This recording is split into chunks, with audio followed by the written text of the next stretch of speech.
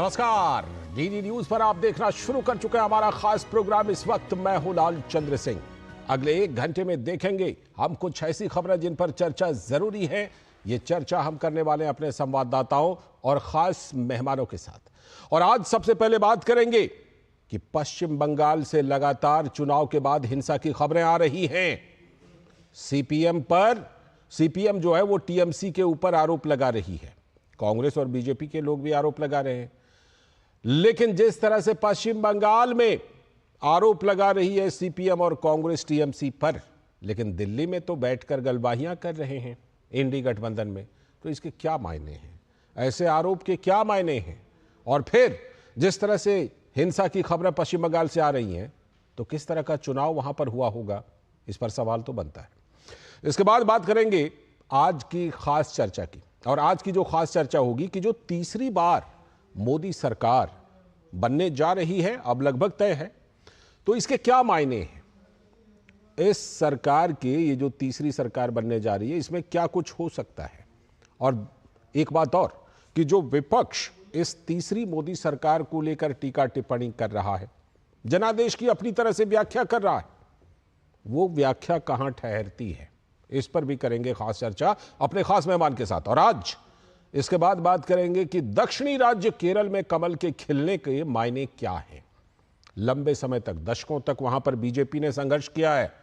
RSS के कार्यकर्ताओं, BJP के कार्यकर्ताओं की हत्या की खबरें वहां से आमतौर पर आती ही रहती हैं। लेकिन कमल खिला है, वोट प्रतिशत भी बढ़ा है। क्या मायने हैं इसके? इस पर करेंगे बात। और फिर यह भी कि पंजाब में भगवंत मान सरकार पर सवाल उठ रहे हैं। जिस तरह का प्रदर्शन आम आदमी पार्टी ने किया है, लेकिन क्या ठीकरा सिर्फ मान पर फोड़ा जाएगा, अरविंद केजरीवाल पर नहीं? और यह भी कि क्या भगवंत मान चुप रह करके सवालों को टाल जाएंगे? और यह भी कि कांग्रेस जो है पंजाब में तो आम आदमी पार्टी पर सवाल उठा रही है, दिल्ली में फिर वही बात बंगाल वाली कि दिल्ली में तो एक साथ बैठे हुए हैं। इन सभी मुद्दों पर होगी बात, होंगे सवाल जवाब। लेकिन सबसे पहले इस वक्त की हेडलाइंस। मोदी सरकार 3.0 की तैयारी के बीच दिल्ली में भाजपा के अध्यक्ष जेपी नड्डा के घर दल के नेताओं की अहम बैठक। अमित शाह और राजनाथ सिंह भी मौजूद।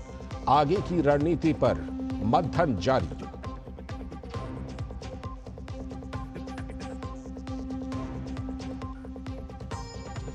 एनडीए की ओर से जल्द ही पेश होगा सरकार बनाने का दावा। दिल्ली में एनडीए संसदीय दल की बैठक कल। नरेंद्र मोदी को चुना जाएगा नेता। इलेक्शन कमीशन आज राष्ट्रपति को सौंपेगा सांसदों की लिस्ट।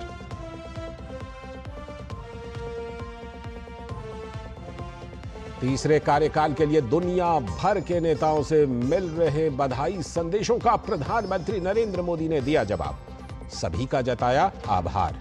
द्विपक्षीय संबंधों को और मजबूत करने की जताई उम्मीद।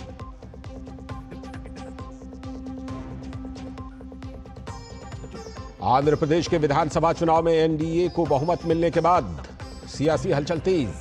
टीडीपी प्रमुख चंद्रबाबू नायडू आवास पर अहम बैठक। एनडीए की बैठक के विषयों पर चर्चा के कयास। आगे की रणनीति पर भी चर्चा जारी।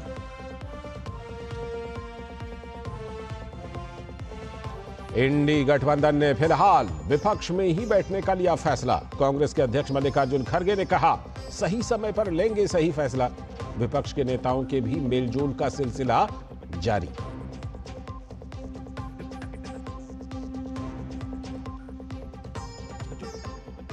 पश्चिम बंगाल में लोकसभा चुनाव संपन्न होने के बाद भी हिंसा का दौर लगातार जारी। राज्य के कई जगहों से अभी भी लगातार आ रही हैं हिंसा होने की खबरें। तो बीजेपी, कांग्रेस और सीपीएम ने टीएमसी पर लगाए आरोप।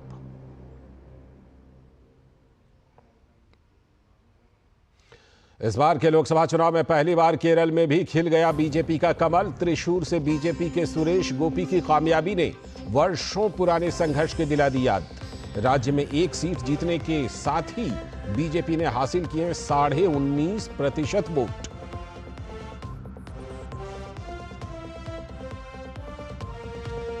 और दिल्ली जल संकट पर सुप्रीम कोर्ट का हिमाचल प्रदेश को 137 क्यूसेक पानी यमुना में छोड़ने का आदेश। हथिनी कुंड बैराज के रास्ते दिल्ली को मिलेगा अतिरिक्त पानी। कोर्ट ने दिल्ली सरकार को पानी की बर्बादी ना होने का भी दिया निर्देश।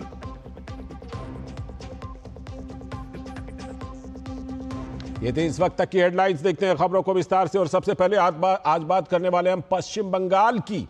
और ये बात हम लगातार, हमें लगता है कि कई चुनावों के बाद हमें ये बात करनी पड़ती है। वहां जिस तरह से चुनाव के बाद हिंसा होते हैं, तो पश्चिम बंगाल में हिंसा का सिलसिला जारी है। लेकिन वहां पर तो आरोप लगा रही है सीपीएम और कांग्रेस, दिल्ली में गलबाहियां कर रही है।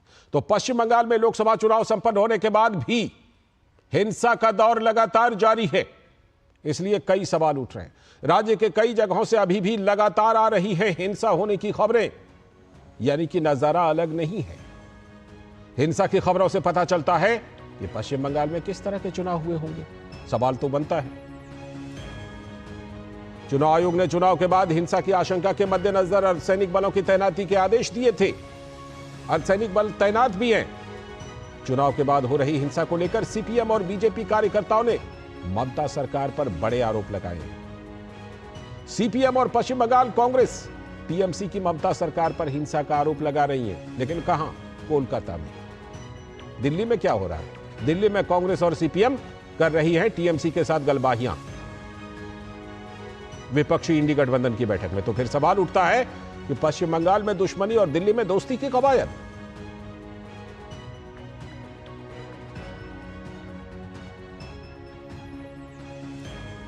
यह सवाल उठता है और इन सवालों का जवाब जानने के लिए सीधे प्रसेनजीत बख्शी हमारे संवाददाता कोलकाता से जुड़ चुके हैं। उनसे चर्चा करते हैं। प्रसेनजीत दा, क्या अभी भी लगातार इस तरह की खबरें आ रही हैं पश्चिम बंगाल से? हिंसा की कहां से खबरें आ रही हैं? क्योंकि चुनाव आयोग ने साफ तौर पर कहा था कि बाद में भी वहां पर जो अर्धसैनिक बल है उसको तैनात रखा जाएगा। देखिए लालचंद, कहानी 2011 से 2024 उसमें कोई बदलाव नहीं है। या पिछले 2021 से 2024 कोई बदलाव नहीं है। ये जो फुटेज आपने दिखाया, इसी तरह से चाहे उत्तर में कोच बिहार हो या दक्षिण में दक्षिण 24 परगना हो, हर जगह पे बीजेपी का पार्टी ऑफिस में घर छोड़ के लोगों ने अपना जान बचाने के लिए आश्रय ले चुका है। और ये हर जगह पे है। और सबसे बड़ी बात है जो आपने अभी कह रहे थे अपने रिपोर्टिंग में, तृणमूल कांग्रेस की नेता अभिषेक बैनर्जी दिल्ली में अलग अलग नेताओं से मिल रहे हैं। दिल्ली में कल जब विपक्षी की जो गठबंधन है उनके नेताओं ने मिले थे, मल्लिकार्जुन खड़गे साहब प्रेस कॉन्फ्रेंस कर रहे थे, उनके बाजू में अभिषेक बैनर्जी को खड़े होते हुए मैं देखा हूं। लेकिन यहाँ पे मुर्शिदाबाद जिला में, जहां पे वाम मोर्चे की मोहम्मद सलीम और कांग्रेस की कंदावर नेता अधीर चौधरी दोनों आजू बाजू की दो जगह पे चुनाव लड़े थे। हार गए ये अलग बात है, लेकिन वहां पे भी उनकी समर्थक जो है, मतलब अलायंस की जो समर्थक है, वो तृणमूल की इस आक्रमण से बचते हुए अलग अलग जगह पे भागे हुए हैं। तो ये अजीब सा स्थिति यहाँ पे है, जो जमीनी स्तर पर लोग अपना जान माल बचाने के लिए किसी तरह से भाग भाग के अपने रिश्तेदारों के घर या नहीं तो किसी पार्टी ऑफिस में या किसी दूसरे जगह पे शरण लेने की कोशिश में है। और उधर दिल्ली में कवायद जारी है कि किस तरह से तीसरी बार नरेंद्र मोदी को प्रधानमंत्री ना बनने दिया जाए। प्रसेनजीत दा, लेकिन एक बात, ये इस तरह की जब हिंसा की खबरें आ रही हैं तो ये सवाल क्यों नहीं उठे कि कैसा चुनाव हुआ होगा पश्चिम बंगाल में? फिर कितना फ्री एंड फेयर इलेक्शन हुआ होगा? कितना फ्री एंड फेयर होकर के लोगों ने वहां पर वोट डाला होगा? ये सवाल क्यों नहीं बनता है? और ये सवाल कितना जायज है पश्चिम बंगाल के लिए? लालचंद, ये सवाल उठना चाहिए, इसीलिए ना आप उठा रहे हैं, इसीलिए ना हम डीडी न्यूज में इसको उठा रहे हैं। ये सवाल उठना चाहिए और बाकी सबको उठाना चाहिए कि फिर इस चुनाव किस बात की है।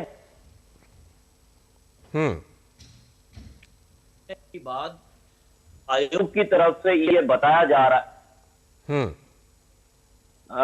चुनाव खत्म होने के बाद चुनाव आयोग की तरफ से ये बताया जा रहा है कि चुनाव खत्म तो हो गया है, लेकिन बंगाल में हम लोग 19 तारीख तक सिक्योरिटी फोर्स को रखेंगे। ये चुनाव आयोग को भी पता चल गया, पूरे देश को पता नहीं चला। पूरे देश को पता नहीं चला कि बंगाल में हम किस तरह से चुनाव की सामना करते हैं, गांव के लोग किस तरह से चुनाव की सामना करते हैं। हम 29 और 12 की संख्या में पड़े हुए हैं कि उन तृणमूल कांग्रेस को 29 मिल गया है और भाजपा को घटकर 12 में आ गया है, और कांग्रेस सिर्फ एक है, उसमें भी अधीर चौधरी का हार हो गया है। लेकिन ये सच्चाई है नहीं। सच्चाई ये है कि लोगों को अपना जान बचाने के लिए, और इलेक्शन कमीशन को भी पता है कि 19 जून तक उनको लेकिन कानून है, कानून के हिसाब से इलेक्शन कमीशन ने बता दिया है कि हम तो रख रहे हैं केंद्रीय बल को, लेकिन इस जो इस्तेमाल है वो इस्तेमाल प्रदेश सरकार की तरफ से किया जाएगा। और प्रदेश सरकार तो 2021 से हम देख ही रहा है कि डिनायल मूड में है। संदेश खाली में भी डिनायल मूड में है। जिस संदेश खाली की विधानसभा जो क्षेत्र है वहां पे तृणमूल पीछे रह गया, वहां पे तृणमूल पीछे रह गया। ऐसा नहीं है, बशीरहाट में तृणमूल जीतने का मतलब ये नहीं है कि संदेश खाली की जो सच्चाई है वो सच्चाई के ऊपर लिपापोती हो गया है। संदेश खाली में तृणमूल कांग्रेस संदेश खाली विधानसभा में पीछे है, ये समझना जरूरी है। चाहे अब चुनावी बात छोड़ दीजिए लालचंद, इस तरह से जो दिखा रहे हैं तस्वीर, इस तरह से लूट तराज, इस तरह से तोड़फोड़, इस तरह से लोग अपना घर से भागकर किसी धर्मशाला में, किसी पार्टी ऑफिस में इस तरह से अपना जिंदगी बिताएंगे, ये कहां की कानून है, ये कहां की चुनाव है, और ये कहां की जीत और हार है। लालचंद बिल्कुल प्रसन्नजीदा, एक बात और, जिस तरह की तस्वीरें हम देख रहे हैं और जिस तरह की खबरें आ रही हैं, इसमें सवाल तो ये उठता है कि ठीक है, इलेक्शन कमीशन ने कहा है कि अभी वहां पर अर्धसैनिक बलें रहेंगी, उसके बावजूद इस तरह की खबरें आ रही हैं, लेकिन सवाल और चिंता तो फिर यह भी है कि अर्धसैनिक बलों को एक न एक दिन वहां से हटना तो है। उसके बाद वहां पर फिर और क्या होने की आशंका है, क्योंकि यह चुनाव है, राजनीतिक दलों का आपसी वहां पर स्वस्थ प्रतिस्पर्धा है या युद्ध लड़ते हैं वहां पर राजनीतिक दल? वही ना, बंगाल में तो युद्ध लड़ते हैं, क्योंकि यहाँ पे मैं हर बार 100 बार 1000 बार इस बात को कह रहा हूं कि बंगाल में यहाँ पे युद्ध लड़ा जाता है, यहाँ पे चुनाव नहीं लड़ा जाता है। और जो आज हार गए हैं वो मैदान में हार गए, इसीलिए उनको जो जिसको कहते हैं कि प्रिजनर ऑफ वॉर हो गए हैं, वो पीओडब्ल्यू हो गए हैं। वो पीओडब्ल्यू के साथ किस तरह से, उसका भी एक जेनेवा कन्वेंशन है, लेकिन बंगाल में कोई जेनेवा कन्वेंशन है नहीं। लगता है कोई कन्वेंशन वहां लागू नहीं होता है, कोई कन्वेंशन यहाँ पे लागू नहीं है। यहाँ पे पॉलिटिकल वो कन्वेंशन लागू है जिसमें प्रिजनर ऑफ वॉर के साथ कुछ भी तरह आप उसके साथ व्यवहार करते रहिए, उसका घर जला दीजिए, उसका दुकान जला दीजिए, उसका जमीन को जला दीजिए, खेती में फसल जला दीजिए, ऐसा ही यहाँ पे चलता रहता है। चिंताजनक खबरें हैं, और मैं ये कहूंगा कि टीएमसी की ममता सरकार पर तो सवाल है ही, उनको तो देखना ही है, लेकिन बाकी सब लोग भी अपनी जिम्मेदारी से नहीं बच सकते। इसकी जिम्मेदारी राज्य से लेकर के केंद्र तक भी बनती है कि पश्चिम बंगाल में क्या यही होता रहेगा। प्रशासन की पूरी प्रशासन, स्थानीय प्रशासन से लेकर ऊपर तक के प्रशासन की जिम्मेदारी बनती है, और जिम्मेदारी तो उनकी भी बनती है जो छोटी छोटी बातों पर हाय तौबा मचाते हैं और आज बिल्कुल सोए हुए हैं कहीं पर। बहुत बहुत शुक्रिया प्रसन्नजीत जुड़ने के लिए इस खबर पर और चर्चा करने के लिए। वक्त है एक ब्रेक का, और ब्रेक के बाद जब लौटेंगे तब बात करेंगे कि मोदी सरकार जो 3.0 यानी तीसरी बार जो मोदी सरकार बन रही है, उसके मायने क्या हैं और उसमें क्या कुछ हो सकता है, और उस पर जो सवाल उठा रहे हैं विपक्ष, जो सवाल उठा रहे हैं, उस सवाल में कितना दम है। करेंगे इस पर खास चर्चा, बने रहिए डीडी न्यूज के साथ। Do you feel conscious while smiling? Say goodbye to your worries, because an orthodontist can help you feel confident. Be it a child, a teenager, or even a working professional, braces and aligners can help you get that stunning smile. Consult your nearest orthodontist. To learn more, visit the Indian Orthodontic Society's website, bracesspecialists.com. बात जब पीढ़ियों के लिए बनने वाले घर की हो तो जिम्मेदारी बड़ी हो जाती है। गैलेंट समझता है ये जिम्मेदारी। अब डबल एम रिब्स के साथ गैलेंट एडवांस टीएमटी रीबार, निर्माण का रियल हीरो। घुटना, कंधा या कमर, चाहे जैसा हो दर्द, डॉक्टर ऑर्थो आपको देता है दर्द से पूरी आजादी। ये कोई टेम्पररी पेन किलर नहीं, आयुर्वेदिक औषधि है। स्वागत है ब्रेक के बाद डीडी न्यूज पर, आप देख रहे हैं इस वक्त, और अब हम बात करेंगे कि क्या कुछ मोदी सरकार 3.0 को लेकर के हो रहा है, उसके क्या मायने हैं और क्या कुछ होना है, और जो सवाल उठ रहे हैं, जो विपक्षी सवाल उठा रहे हैं, क्या उसमें कोई दम भी है क्या? तो तीसरी बार मोदी सरकार के मायने क्या है?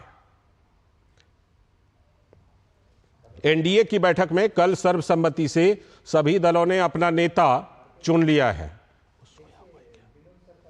सभी नेताओं ने एक स्वर से राष्ट्र निर्माण में पीएम मोदी की मेहनत और प्रयासों की सराहना की है। लगातार तीसरी बार सरकार के लिए यह स्पष्ट ऐतिहासिक जनादेश है, जो भारत में आखिरी बार 60 साल पहले मिला था।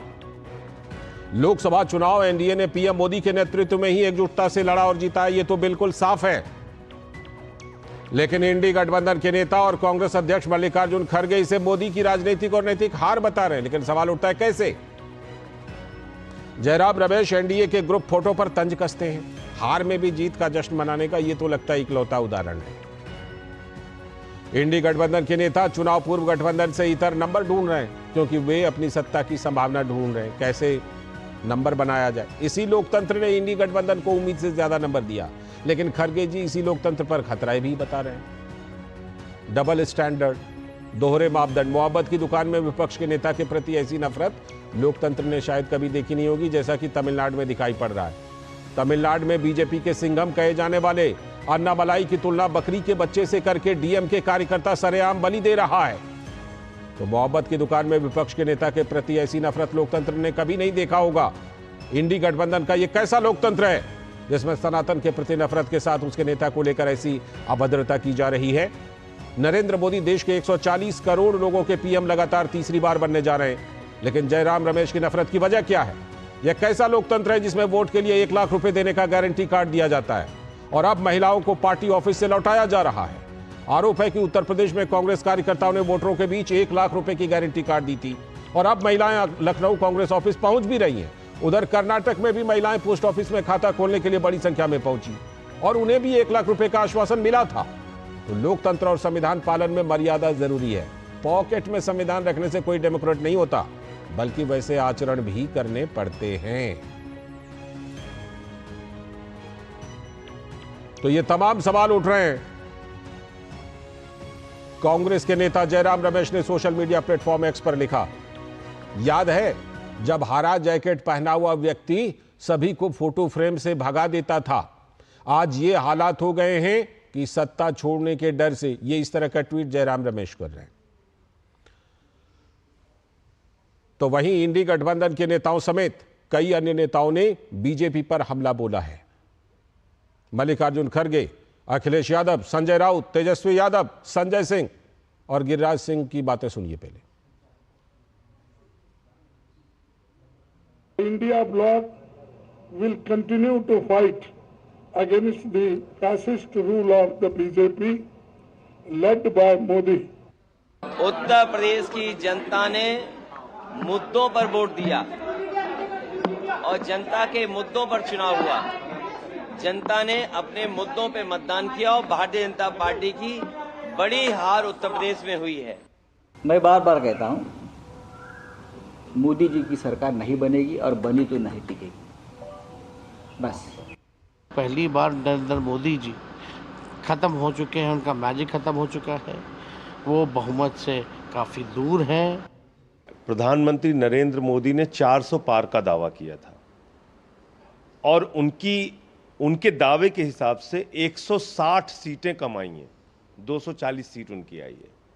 तो प्रधानमंत्री नरेंद्र मोदी को नैतिकता के आधार पर इस्तीफा दे देना चाहिए। तो ये तमाम प्रतिक्रिया विपक्षी नेता दे रहे हैं और अपने जनादेश की अपनी तरह से व्याख्या कर रहे हैं, लेकिन सवाल है इस व्याख्या में कितना दम है। इसी पर आज खास चर्चा के लिए हमारे साथ जुड़ रहे हैं हमारे सलाहकार संपादक विनोद मिश्र जी, साथ में विजय कौशिक जी, कांग्रेस के नेता हमारे साथ। बहुत बहुत स्वागत विजय जी।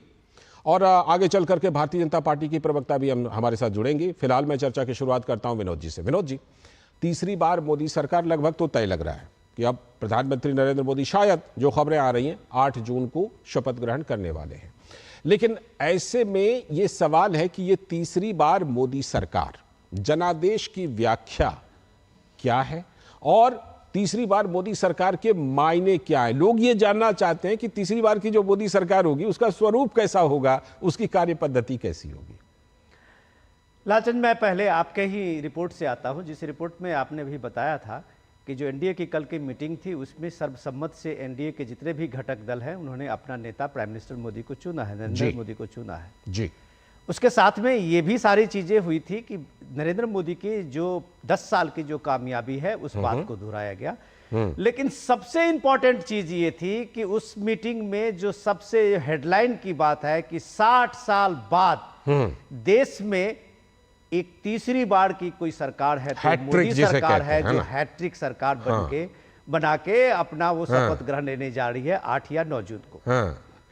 इतने बड़े फैसले जिसको एक स्पष्ट बहुमत से जनादेश मिला है, एनडीए ने पूरी मजबूती से इस पूरे चुनाव में आपने देखा 75 दिन के चुनाव में किस मजबूती से चुनाव लड़ा है। बेशक खुद प्राइम मिनिस्टर मोदी ने बीजेपी के साथ साथ सारे एनडीए के जितने भी घटक दल हैं, चाहे वो चंद्रबाबू नायडू के हों, चाहे जेडीयू के नीतीश कुमार हो, हर दल के कैंडिडेट के चुनाव प्रचार में वो खुद उतरे थे और चुनाव प्रचार में उनके साथ कंधा से कंधा मिलाते हुए दिख रहे थे। लेकिन आज जब विपक्ष जो लोकतंत्र और संविधान की दुहाई दे रहे हैं तो वो बता रहे हैं कि लोकतंत्र में तो गिनती की पॉसिबिलिटीज है और गिनती, अखिलेश यादव बोलते हैं कि गिनती करने से हमें कौन रुकेगा, हम अपनी संभावनाएं तलाशेंगे। तो वो इस बात को नहीं कह रहे हैं कि एक गठबंधन जिसको पूरा जनादेश मिला हुआ है उस गठबंधन में भी वो गिनती गिनने लगे हैं। रही बात जो सबसे इंपॉर्टेंट है कि आप दुनिया देखिए कि भारत के इस लोकतंत्र की जीत को किस तरह से सराहा है। दुनिया के लगभग तमाम महाशक्तियों ने प्राइम मिनिस्टर मोदी को फोन करके उनको ग्रीटिंग्स दिया है, उनको बधाई दिया है तीसरी बार प्रधानमंत्री मोदी को तीसरी बार के प्रधानमंत्री बनने के लिए। और ये देश में जो कुछ लोग हैं जिनको जनता ने नकारा है वो इस बात को सवाल उठा रहे हैं। मल्लिकार्जुन खड़गे सवाल उठा रहे हैं कि पीएम मोदी ने नैतिक और राजनीतिक ये मोरल राइट खो दिया है। अब ये सवाल की बात जब आप सुनते हैं तब ये सवाल के साथ में तो यही आता है कि आखिर पीएम मोदी से इतनी नफरत क्यों है। पीएम मोदी से आप नफरत करते हैं, बीजेपी के उस टॉप लीडर जिसको सिंघम तमिलनाडु में कहा जाता है, और उस लीडर को एक आईपीएस ऑफिसर, एक ब्रिलियंट ऑफिसर, इतने पढ़ा लिखा ऑफिसर जो पॉलिटिक्स में आता है और तमिलनाडु में डीएमके के साथ मजबूती से लड़ता है, तो आज उसके हारने पे आप एक स्वस्थ लोकतंत्र का यही परिचय देते हैं कि उसको बकरी का बच्चा का एक सिंबॉलिक देके उसका बलि करते हैं पब्लिक के भीड़ में। और ये सनातन का विरोध करते करते अगर आप इतने बड़े सिंघम, इतने बड़े टॉप लीडर बीजेपी का एक अध्यक्ष, प्रदेश अध्यक्ष को इस तरह से आप प्रतीक के रूप में वहां दिखा रहे हैं, तो शर्म होनी चाहिए इस लोकतंत्र की बात करने वाले को, शर्म होनी चाहिए उन लोगों को जो पॉकेट में लड़ाते हुए संविधान दिखाते हैं। बिल्कुल ये सवाल उठता है और ये सवाल लेकर मैं विजय जी के पास चलता हूं क्योंकि विजय जी मुस्कुरा रहे थे। विजय जी, ये किस तरह का लोकतंत्र है विजय जी जिसमें कि एक जो आईपीएस, जिसने आईपीएस से सेवानिवृत्ति लेकर के राजनीति ज्वाइन की, लोकतंत्र में ऐसे लोगों की जरूरत है अच्छे लोकतंत्र के लिए, ठीक है, और उनकी हार को सेलिब्रेट करने के लिए आपके सहयोगी या उनके कार्यकर्ता एक बकरी का बलि दे करके कह रहे हैं अन्ना मलाई के लिए। ऐसा लोकतंत्र चलेगा इस देश में? ये व्याख्या है लोकतंत्र की आपकी और आपके सहयोगियों की विजय जी? देखिए लालचंद जी, कांग्रेस पार्टी किसी भी तरह की, चाहे वो शाब्दिक हिंसा हो, चाहे वो किसी भी तरह की फिजिकली हिंसा हो, या जानवरों के प्रति क्रूर व्यवहार हो, चाहे समाज के किसी भी वर्ग के प्रति किसी भी तरह का क्रूर व्यवहार हो, हम उसकी कड़ी निंदा करते हैं। मोदी जी, मैं ये कह रहा हूं कि बेशक आज प्रधानमंत्री ना हो क्योंकि प्रधानमंत्री पद से त्याग पत्र दे चुके हैं, लेकिन वो एक भारत के नागरिक हैं। इंटरिम प्राइम मिनिस्टर वही है भारत के।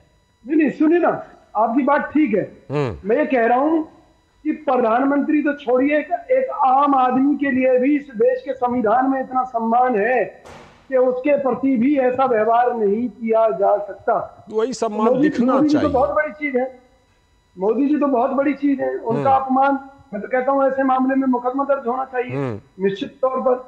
क्यों? क्योंकि ये जनभावनाओं को भड़काने वाला कृत्य है।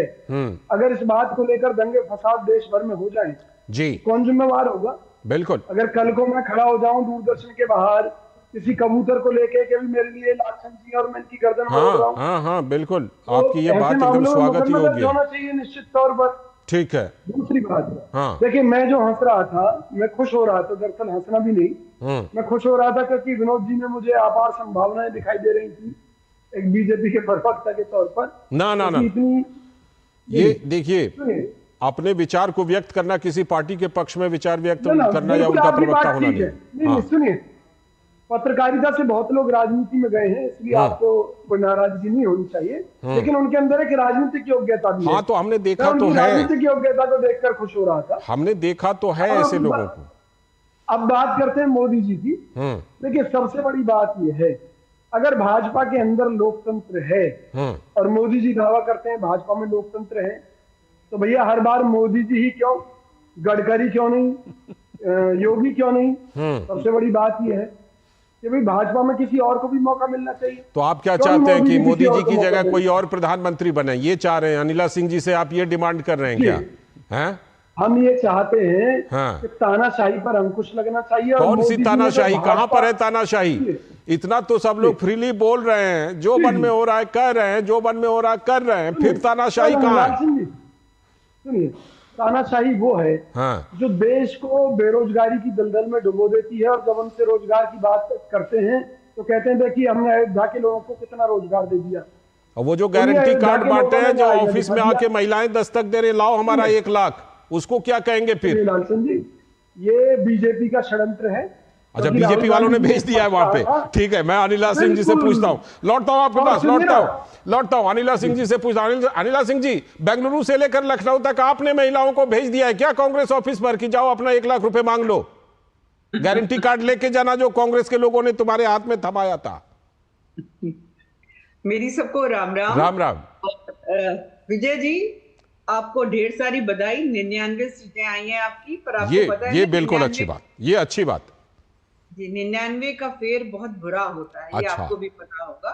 तो मुझे लग रहा था 99 कह के बधाई दे रही हैं आप, उनको फेर में फंसा रही हैं। ठीक है, ठीक है। नहीं, मैंने बिल्कुल बधाई दी है लाल सिंह जी, पर मैं बता रही हूँ 99 का फेर भी बहुत बुरा होता है। सीबीआई की रेट डालते हैं, फिर 99 ले लेते हैं। अच्छा, आप अनिला सिंह जी को सुन लेते हैं फिर आपके पास।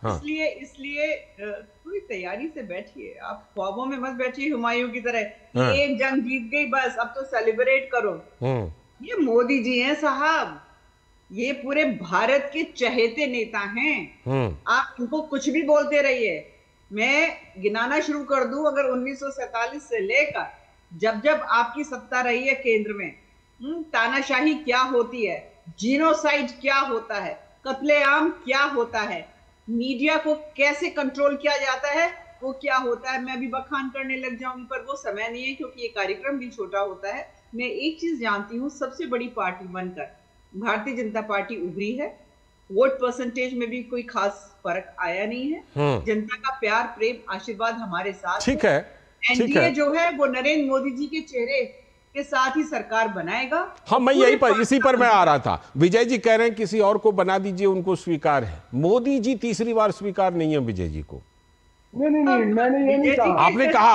आपने कहा किसी दूसरे को बना दीजिए। मैंने ये कहा कि अगर भाजपा में लोकतंत्र है तो एक ही व्यक्ति को बार बार क्यों थोपा जाता है एक पद के ऊपर? हाँ, ठीक है, ठीक है। अनिला सिंह जी जवाब, सीधा जवाब।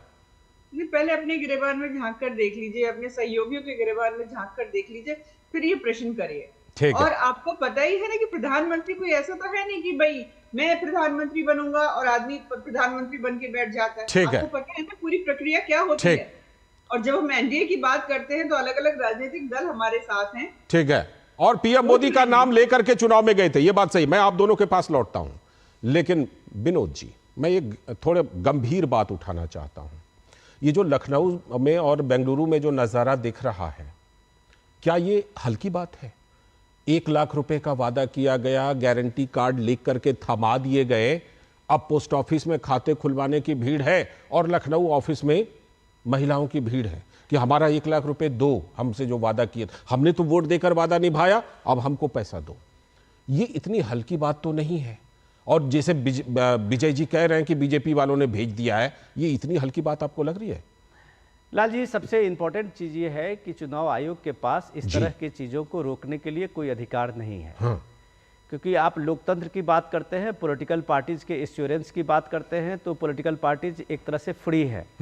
फ्रीबी के मामले में आपने सुप्रीम कोर्ट को भी देखा था, कई बार चुनाव आयोग को और केंद्र की सरकार को भी पूछा था कोर्ट ने कि आपकी इसमें अपनी एक तरह से पीपुल रिप्रेजेंटेशन एक्ट में इस बात की होनी चाहिए।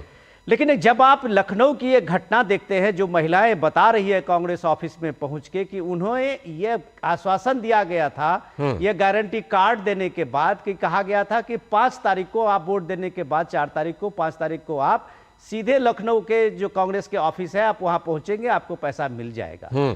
ये जो इस तरह के वोटर को आश्वासन है, ये एक केस तो बनता है। ये एक तरह से आप कह सकते हैं कि लोकतंत्र में जो प्रलोभन और सीधे सीधे पैसे की बात, जो इलेक्शन कमीशन का दावा है कि 10,000 करोड़ रुपया उसने इस इलेक्शन प्रोसेस में पार्टी के नेताओं और अलग अलग जगहों से उसने रिकवरी की है, उसमें अगर आप इसको धता बताते हुए कार्ड देते हैं लोगों को और कहते हैं कि ये गारंटी कार्ड है जो राहुल गांधी के खटाखट इकोनॉमी का एक हिस्सा है, जो आपके अकाउंट में 1 लाख रुपया आएगा हर महीने, जो हम अभी तस्वीरें टेलीविजन पर दिखा रहे हैं ना, चिलचिलाती गर्मी में महिलाएं अपने छोटे छोटे बच्चों को छोड़ करके आई हैं। लेकिन लाल जी, सबसे इंपॉर्टेंट चीज ये है कि इस देश में जो इस तरह के प्रलोभन और इस तरह की चीजें चलती है, अब बिना आधार के, बिना बात के, जो जिस तरह से यूपी में आरक्षण खत्म होने की बात चलाई गई, लोकतंत्र खतरे में है ये बात चलाई गई, हो सकता है कई जगह पे ये सारी चीजें चली, आरक्षण को लेके आपने कई जगह पे इन सब चीजों को जो आपने दिया, ठीक है, पॉलिटिकल पार्टी का अपना एक अधिकार है, वो नैरेटिव दे, वो काउंटर करना बीजेपी का काम था। लेकिन मैं विजय जी के बात जब सुन रहा था तो मुझे ये लगा कि कांग्रेस के नेता हैं और कांग्रेस के पुराने कार्यकर्ता है हरियाणा से, वो कह रहे हैं पीएम, बीजेपी में पीएम के चेहरे के अलग दूसरा क्यों नहीं होता? तो भाई साहब, ये 4 पीढ़ी से गांधी परिवार में कोई तीसरा क्यों नहीं होता? आज तक कभी आपने सोचा है पीएम मोदी के चेहरे पे एनडीए ने चुनाव लड़ा है? पीएम मोदी ने इस बात के लिए कि हर पॉलिटिकल रैली में जितने भी की है, आप सोचिए कि उसका जो स्ट्राइक रेट है वो 60% है। जहां जहां पीएम मोदी की वो रैली हुई है और जहां वो रोड शो हुए हैं, ये नरेंद्र मोदी की ताकत है। और आप उस बात को उठा रहे हैं क्योंकि राहुल गांधी पे अब चर्चा होने लगी है कि कांग्रेस को 10 साल के बाद विपक्ष में एक, आप कह सकते हैं कि वो गारंटी मिली है कि वो विपक्ष के नेता हो सकते हैं। तो कांग्रेस के विजय जी जैसे नेता ये उठाड़ मांग कर रहे हैं कि राहुल गांधी को विपक्ष का नेता होना चाहिए। क्या राहुल गांधी विपक्ष के नेता की जिम्मेदारी लेने के लिए तैयार है? वो नहीं लेंगे, वो सिर्फ प्रधानमंत्री ही बनेंगे, जब बनेंगे तब लिए, और विपक्ष के नेता नहीं होंगे, ये भी मैं आपको कह रहा हूं। और लेकिन इंपॉर्टेंट चीज है, ये थोड़ा सा हम लोग डिस्कस कर ले, मीडिया का जिस बात को ये जिक्र कर रहे हैं और चर्चा की, एनडीए गठबंधन की चर्चा कर रहे हैं, 24/7 का मीडिया है, वो कितने तरह की खबर चलाते, कितने खबर की खबर चल रही है, उस बात को आप ये बात जान लीजिए, ये कंटिन्यूटी की सरकार है, नरेंद्र मोदी के तीसरे टर्म की सरकार है। इसको डिस्क्रेडिट करने के लिए ये सारी चीजें हो रही है। तो देश आप पे सवाल उठाएगा कि नरेंद्र मोदी के पॉपुलैरिटी में उसको आप तीसरी बार से इसलिए जोड़ रहे हैं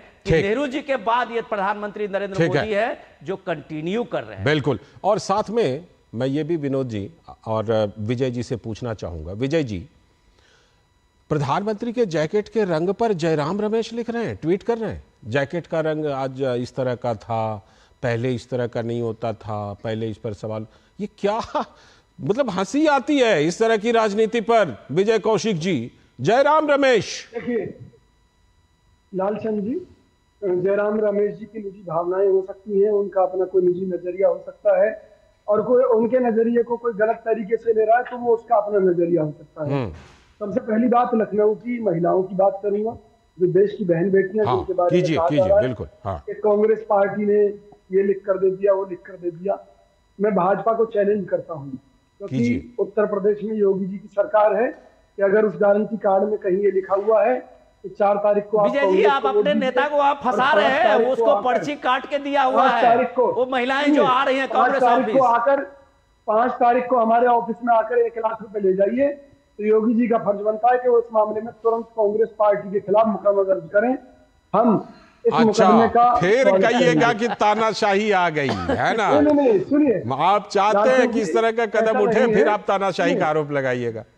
लाल सिंह जी, सच्चाई ये है, हमने वादे किए थे और पूरे स्पष्ट तौर पर कहा था कि कांग्रेस की सरकार बनेगी तो हम इन वादों को पूरा करेंगे। हिमाचल में लेकिन नहीं किए हैं, देखिए 4 सीट हार गए वहां ना। हाँ। देखिए, निश्चित तौर पर जनता से बड़ी कोई शक्ति नहीं है, और हम जो वादे करते हैं हम वो निभाते हैं। कई बार लोग जुमलों में फंस जाते हैं, अलग मैटर है। लेकिन मैं एक बात आपसे भी, आपके सामने भी उठाना चाहता हूँ कि मोदी जी के सामने नीतीश जी ने शर्त रखी है कि पूरे देश में जातिगत जनगणना होनी चाहिए। आज कुर्सी ये कहां से खबर आई? यही 24/7 मीडिया की। ये कहां से खबर आई? कहां से ये खबर आई है?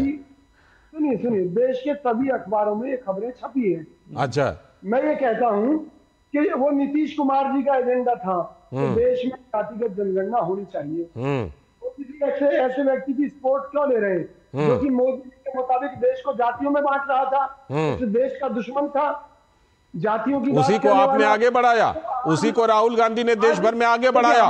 पूछा इसमें कितने ओबीसी, उसमें कितने ओबीसी, यही सब पूछ रहे थे राहुल गांधी। बिल्कुल, हम पीछे तो नहीं हट रहे अपनी बात से।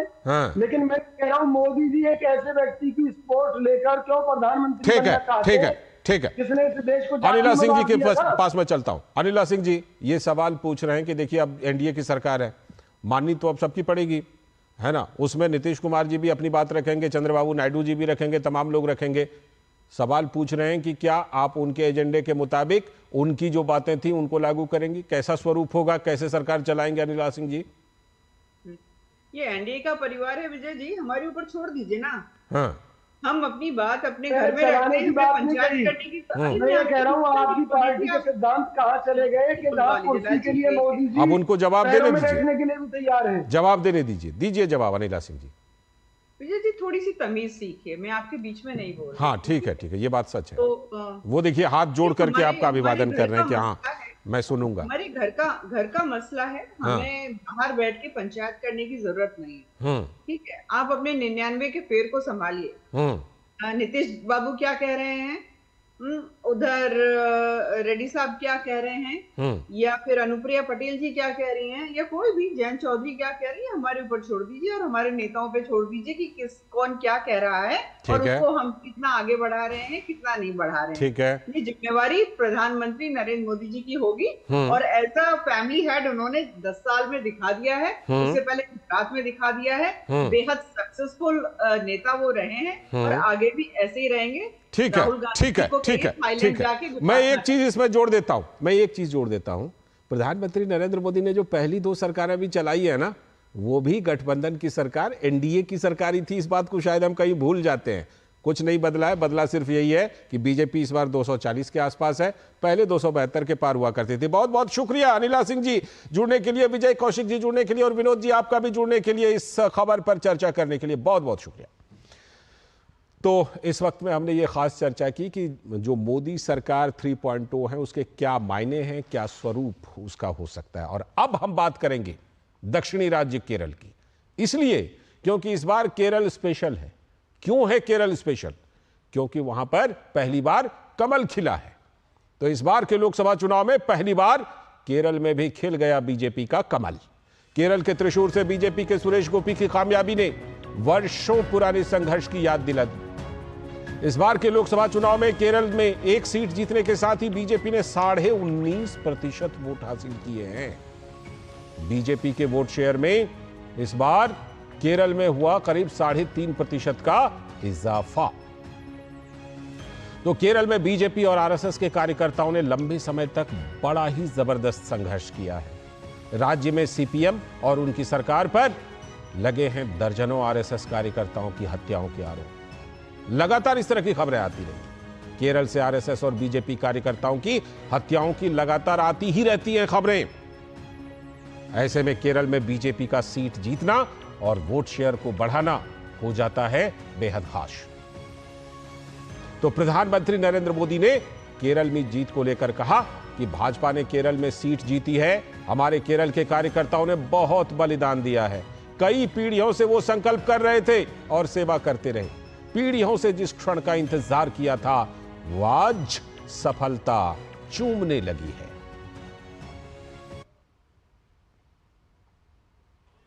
बीजेपी ने केरला में भी सीट जीती है। हमारे केरल के कार्यकर्ताओं ने बहुत बलिदान दिए हैं। कई पीढ़ियों से वो संघर्ष भी करते रहे, जन सामान्य की सेवा भी करते रहे, और पीढ़ियों से, मैं सालों से नहीं कह रहा हूं, पीढ़ियों से जिस क्षण का इंतजार किया, वो आज सफलता को चूमने लगी है। तो केरल इस बार स्पेशल है भारतीय जनता पार्टी के लिए, नतीजे के लिहाज से, वहां पर प्रदर्शन के लिहाज से। तो केरल अगर स्पेशल है तो भारतीय जनता पार्टी के एक नेता बहुत स्पेशल हैं, क्योंकि सालों से वो वहां पर लगे हुए थे इस काम में। और उस नेता का नाम है प्रकाश जावड़ेकर, जो भारतीय जनता पार्टी का वरिष्ठ नेता और पूर्व केंद्रीय मंत्री रहे हैं। आज हम उन्हीं के साथ जुड़ रहे हैं, हमारे साथ जुड़ चुके हैं। बहुत बहुत स्वागत सर आपका डीडी न्यूज पर। जिस तरह से केरल में जी, केरल में जो प्रदर्शन किया, हम सब जानते हैं कि आप सालों से वहां के प्रभारी हैं। आपने जिस तरह से वहां पर प्रयास किए, और प्रधानमंत्री ने अपने संबोधन में खास तौर पर केरल का जिक्र किया, जो वर्षों से वहां पर बलिदान, तपस्या आरएसएस के कार्यकर्ताओं की, बीजेपी के कार्यकर्ताओं की, क्या वो रंग दिखानी उसने शुरू की है? अभी से शुरुआती सफलता माना जाए? बिल्कुल ये सही है कि अब हमें क्रिटिकल मास जिसे कहते हैं आया है। 75 साल केरल में दो ध्रुवीय राजनीति थी। एक तरफ कम्युनिस्टों के नेतृत्व में एक लेफ्ट डेमोक्रेटिक फ्रंट, और एक कांग्रेस के नेतृत्व में यूनाइटेड डेमोक्रेटिक फ्रंट। तो ये सालों से वहां बने बैठे हैं, और तीसरे के ऐसे में बढ़ने की कोई गुंजाइश ही नहीं रहती। लेकिन और ये आपस में सीसॉ खेलते रहते हैं, कभी ये कभी वो कभी ये। और जब बीजेपी या ऐसा कोई तीसरा सामने आएगा तो उसके खिलाफ दोनों लामबंद होते हैं। और भी एक विशेषता है केरल की, केरल में कम्युनिस्ट और कांग्रेस लड़ते हैं, लेकिन ये दिखावे की लड़ाई है, क्योंकि देश भर में वो दोस्त है। बिल्कुल। और केरल में वो कुश्ती खेलते हैं, बाकी जगह दोस्ती है। तो इन सब कारणों से, और वहां डिस्कोर्स भी पहले से ऐसा बनाया गया, यानी आपको ताज्जुब होगा, इस चुनाव में केवल एक ये राज्य था जहां पैलेस्टाइन के समर्थन में जुलूस निकल रहे थे, जहां सीए पर जुलूस निकल रहे थे, जहां यूपीसी पर जुलूस निकल रहे थे, यानी जो कानून हुआ भी नहीं। और पैलेस्टाइन के लिए निकालते, लेकिन हमास के लिए निंदा नहीं करते, आईएसआईएस की निंदा नहीं करते, पीएफआई की निंदा नहीं करते, और इसमें कांग्रेस भी है और कम्युनिस्ट भी है। तो ये वहां का डिस्कोर्स अलग था। तो हमने पूरे विकास पर लाया। विकास मोदी जी ने पिछले 5 साल में 2 करोड़ लोगों तक विभिन्न कल्याणकारी योजनाओं के लाभ पहुंचे हैं। 2 करोड़ आउट ऑफ 3.5 करोड़। ठीक है। 3.5 करोड़ में 2 करोड़ लोगों को मिला, और वो बिना भेदभाव का मिला। ये बहुत महत्वपूर्ण है, क्योंकि केरल में अगर एलडीएफ सत्ता में है तो अपने चमचों को देती है, यूडीएफ है तो उनके चमचों को देती है। मैं यहाँ पर एक विशेष बात का आपसे जिक्र करना चाहूंगा जी।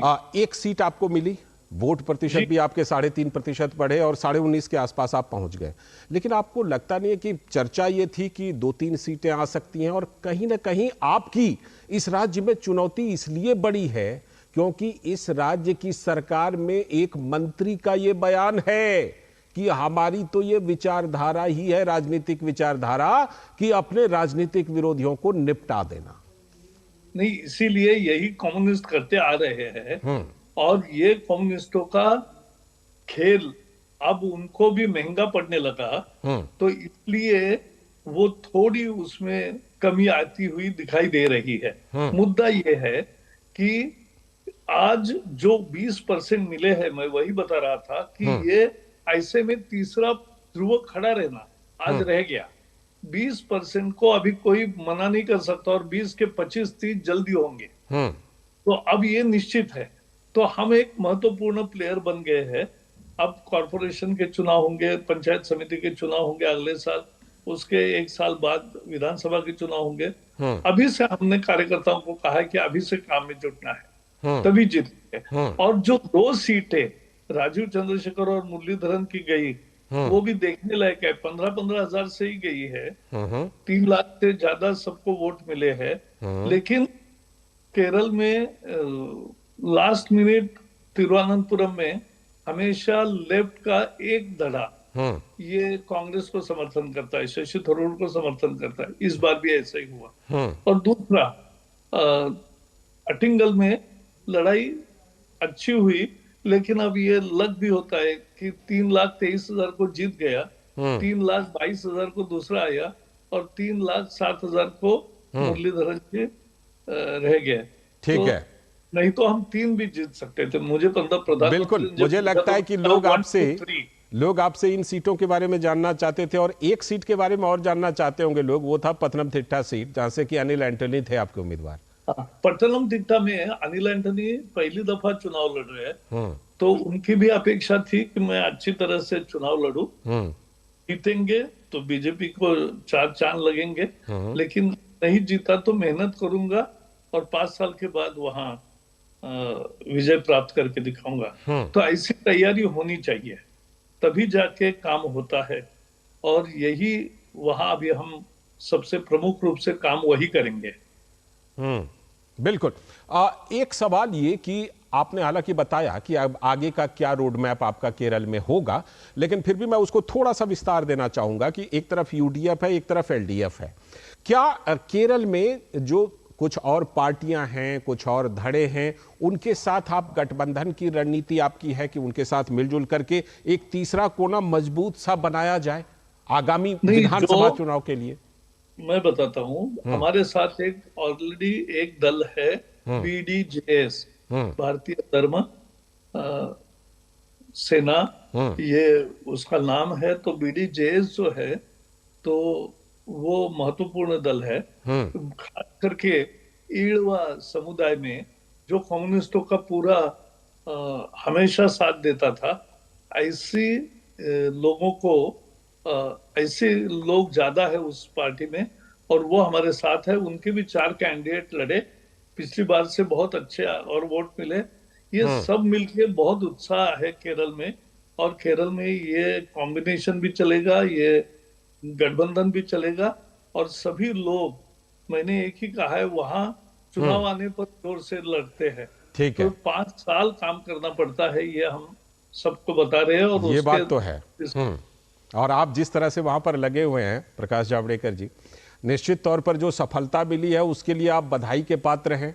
आगे आप कोशिशें कर रहे हैं, शुभकामनाओं के भी पात्र हैं आप, निश्चित तौर पर। लेकिन आभार के पात्र खुद मोदी जी, उनकी दृष्टि, उन्होंने जिस तरह से राजनीति की, एक नए सिरे से इंफ्रास्ट्रक्चर डेवलप किया, एक विकास की चर्चा हुई, और उसके साथ साथ क्रिश्चियन और बाकी सभी समुदायों से आउटरीच भी बहुत अच्छा हुआ। और हमारे कार्यकर्ता, नेता, उम्मीदवार, सबका प्रयास है उसी का बिल्कुल सहायक होता है। बिल्कुल, ये सभी को क्रेडिट जाता है। और मैं तो कहूंगा जिस तरह से आप लगातार वहां प्रयास कर रहे हैं, आपको एक स्पेशल क्रेडिट तो बनता है। बहुत बहुत शुक्रिया जुड़ने के लिए डीडी न्यूज से और बात करने के लिए। प्रकाश जावड़ेकर जी हमारे साथ जुड़े हुए थे, जो भारतीय जनता पार्टी के वहां पर केरल के प्रभारी हैं। उनकी मेहनत रंग लाई है, तो आज तो जरूर खुशी का दिन है उनके लिए। और अब बात करेंगे कि पंजाब में क्या हुआ है। और पंजाब में एक अजीब तरह की चीजें देखने को मिल रही हैं आम आदमी पार्टी और कांग्रेस के बीच में। क्योंकि पंजाब में अगर आप देखिए, जो पंजाब का नतीजा है उसने बंगाल जैसे ही हालात पैदा कर दिए हैं कि दिल्ली में दोस्ती, पंजाब में दुश्मनी। तो दिल्ली में इंडी गठबंधन, विपक्षी इंडी गठबंधन की मीटिंग में आम आदमी पार्टी के नेता और कांग्रेस नेता तो अपनी चट्टानी एकता जाहिर कर रहे हैं। लगातार यहां पर दिल्ली में एक दूसरे के साथ हैं, लेकिन पंजाब में कांग्रेस पार्टी आम आदमी पार्टी की नाकामी पर सवाल उठाते हुए सीधे मुख्यमंत्री भगवंत मान से इस्तीफा मांग रही है। पूरे चुनाव में केजरीवाल फ्रीबी और जेल का जवाब वोट से बात दोहराते नजर आए थे, लेकिन कोई कामयाबी मिली नहीं दिल्ली से लेकर पंजाब तक। हैरानी की बात तो यह है कि अब आम आदमी पार्टी में भी विरोध के स्वर तेज होने लगे हैं। 5 मंत्रियों को मान सरकार ने चुनाव मैदान में उतार दिया था, एक ही जीत पाए, 4 बुरी तरह हार गए। एमएलए भी अपनी जीत सुनिश्चित नहीं कर पाए, उन्होंने कुछ एमएलए को भी चुनावी मैदान में उतार दिया था लोकसभा चुनाव लड़ने के लिए। 13 सीटों का दावा कर रहे थे और 13 विधानसभा सेगमेंट में भी अच्छा प्रदर्शन नहीं कर पाई आम आदमी पार्टी।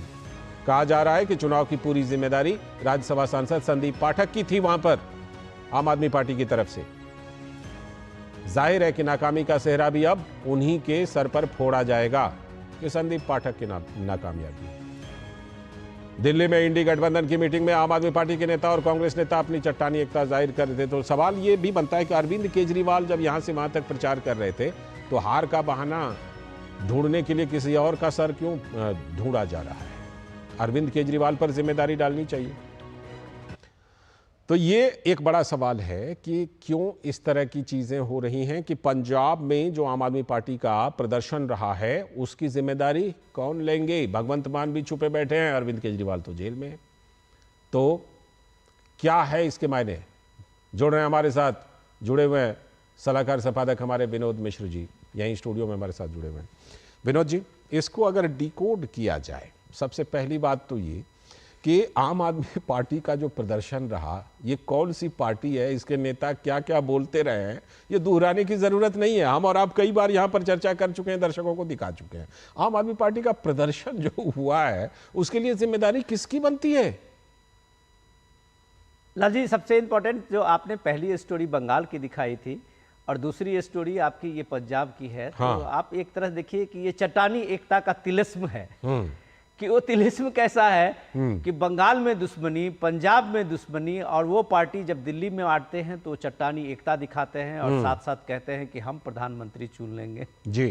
तो ये जनता को समझ में है कि पूरे लोकतंत्र का मतलब ये नहीं होता है कि आप लोगों को भ्रम में रखें, आप उसको एक सगुफा में आप उसको यहाँ से वहाँ दौड़ाते रहे। लोगों को पता है कि आपको अल्टीमेटली करना क्या है। और लोगों को यह भी पता था कि अरविंद केजरीवाल जो बड़े बड़े वादे करके पंजाब में आपने इतनी ज्यादा कहिए कि स्पष्ट बहुमत क्या बम्पर जीत हासिल की थी, 62 से ज्यादा ही सीट मुझे लगता है, 92 सॉरी, 117 में 92 से ज्यादा। और इतनी बड़ी जीत के बाद अगर पश्चिम और पंजाब में अगर आम आदमी पार्टी ठीक 2 साल के बाद अगर ये लोकसभा चुनाव में जाती है और वो इस बात के लिए जो दावा करती है कि 13 से 13 सीट हम आएंगे, तो 3 सीट पे सिमट जाती है। तो आप ये कह सकते हैं कि आप जब इस तरह के झूठे और इस तरह के जब वादे करते हैं तो लोगों, एक बार तो आप काठ की हांडी चढ़ जाती है, बार बार नहीं चढ़ जाती। लेकिन सवाल इंपॉर्टेंट दूसरा उससे भी है कि आज अगर कांग्रेस पार्टी अपने 7 सीट से इतरा रही है तो पंजाब की हालत तो वो भी देखने की जरूरत है कि जेल में बंद अमृतपाल भी चुनाव जीत गए हैं और बेअंत सिंह के जो कातिल के बेटे हैं वो भी चुनाव जीत गए हैं। तो ये भी देखने की जरूरत है कि एक बॉर्डर स्टेट में जिस तरह की बातें, जिस तरह की राजनीति होती रही है, अल्टीमेटली उसके क्या परिणाम हमारे सामने में है। और सबसे इंपॉर्टेंट चीज, जब बात आप अरविंद केजरीवाल की कह रहे थे और इसकी बात कह रहे थे कि इसकी नाकामी का सेहरा किसके सर पे उसी पर आने वाला था कि तो किसके सर फोड़ेंगे। आप ये बात जान लीजिए कि नाकामी का सेहरा न कभी आम आदमी पार्टी में और न ही कांग्रेस पार्टी में जो सो कॉल्ड आला कमान होते हैं उनके सर तो नहीं फूटते हैं। इसलिए कि आज अरविंद केजरीवाल जब पूरे पंजाब में 12-13 रैलियां किए हैं, रोड शो किया है उन्होंने, और हर रोड शो में वो कह रहे हैं कि अगर आप बटन दबाओगे झाड़ू के निशान पे तो हम जेल से बच जाएंगे। तो एक तरह से तो झाड़ू के बटन पे तो लोगों ने नहीं दबाया, तो उसका मतलब वो समझ जेल जाइए। तो ये इंपॉर्टेंट है कि संदीप पाठक वहां के इंचार्ज हैं और कल उनकी बड़ी मीटिंग होनी है। आम आदमी पार्टी के सारे एमएलए उसमें होंगे। भगवंत मान अभी तक घर से बाहर नहीं आए हैं उस रिजल्ट के बाद से, तो वो सारे लोग मिलेंगे और उसके बाद ये इस बात का तय करेंगे कि ये नाकामी का सेहरा किसके सर फोड़ा। बिल्कुल, और ये देखना पड़ेगा। आपने कहा ना कि कांग्रेस में और उस कांग्रेस के बाद अब आम आदमी पार्टी में भी ये जो सुप्रीम कमांडर होते हैं ना, इनको तो कभी नहीं खोजा जाता जिम्मेदारी के लिए। बहुत बहुत शुक्रिया जुड़ने के लिए और विश्लेषण करने के लिए विनोद जी। तो हमने बात की पंजाब की भी, और इसी के साथ आज के इस वक्त में इतना ही। पूरी टीम को दीजिए अनुमति, लेकिन कल फिर हम आगे चल करके कल फिर इसी वक्त जुड़ेंगे, इस वक्त लेकर। इस बीच डीडी न्यूज पर खबरों और कार्यक्रमों का सिलसिला लगातार जारी है। नमस्कार।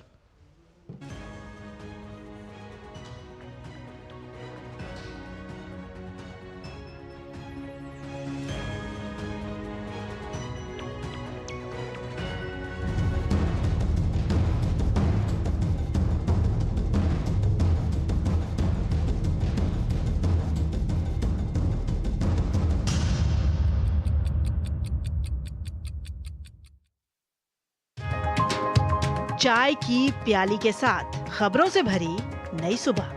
देश की राजनीति, आम जन की कहानी, विदेशों की हलचल, कारोबार का गुणा भाग, खेल का मैदान, मनोरंजन और ज्ञान विज्ञान, विरासत और संस्कृति के साथ सेहत की बात और ग्लैमर का तड़का। सोमवार से शुक्रवार सुबह 8 से